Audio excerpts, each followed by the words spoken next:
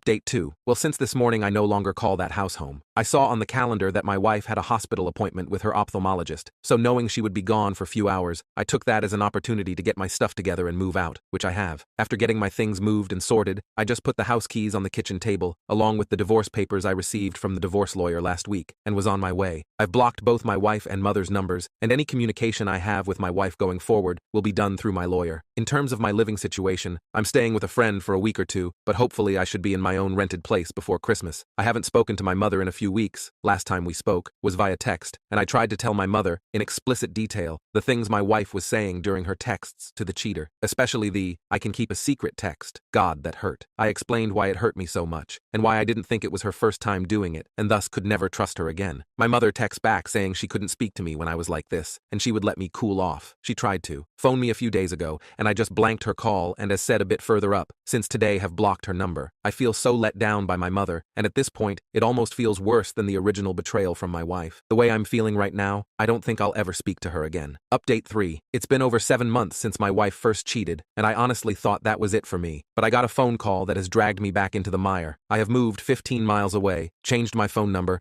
and am still in the process of divorcing my wife. She has completely ignored all the requests from my divorce lawyer to cooperate, which has hindered things. We're now in the process of putting in an application for deemed service and trying to have her served officially by the courts. If she continues to ignore me, then I can proceed with a divorce without her input. Well, while at work, I got a phone call from my best friend telling me that my dad was trying to get in touch as my mother is not well, and would it be okay if he gave him my number? I said okay, and my dad phoned to tell me Mum is in hospital. She's stable, though not great. Obviously, I was shocked, as I've not heard my dad's voice for so long. It was also the most emotional I've ever heard him. He told me my mum really wants to see me, so would I meet him at the hospital and go in and see her with him? I said okay, and I arranged to meet him outside the hospital. When the time to leave my house and go visit her approached, I was genuinely about to back out at the last minute, but I knew I needed some closure, and knew that I wouldn't forgive myself if I didn't go and something happened. When I drove into the hospital car park, I had this surreal feeling of paranoia, and was half expecting my wife to jump out from behind a bush or something. I met my dad at the entrance, and it was pretty awkward as he tried to hug me, and I said no. I then said, if my wife is here in any way, shape, or form, then I am about turning and out the door. He assured me she wasn't, and we made our way to the ward where Mum was. When I saw my mother, I got the fright of my life as she looked like she had been in the wars. Never have I seen her look so frail. She's got an extreme black eye, also a lot of bruising and purple yellowness down one side of her face. She took a serious fall, broke 2 ribs, shattered her elbow, and banged one side of her head face on the ground. She looked zombified, but perked up when she saw me. She told me how much she's missed me, and that she wasn't sure she'd ever see me again. I told her if she had really wanted to get a hold of me, she could have done it. We spoke for a bit about what exactly had happened, and how she was down for a few hours before my dad found her. Also, that she was determined to get back to normal and mend bridges with me. I brought up my wife, and that I had been pushing for a divorce, but she was either ignoring the letters or wasn't getting them. So I asked if she's still in the house. Mum admitted she was, and Dad started to look uncomfortable. I just looked away in disgust. Mum started saying how lost my wife is without me, and that she's not in a good way. I knew then that nothing will change. She's not had an epiphany or seeing things from a new perspective. She just wants the status quo back. She said that the house is my home and always will be, but I told her I don't want it. It means nothing to me anymore, and all it holds are bad memories. I stayed for under an hour all in all. When I left, I said, if I want to get in contact, I will, but don't be waiting over the phone for me to call, as you might be waiting a while. When Dad walked me out, he asked if I would keep in touch with him,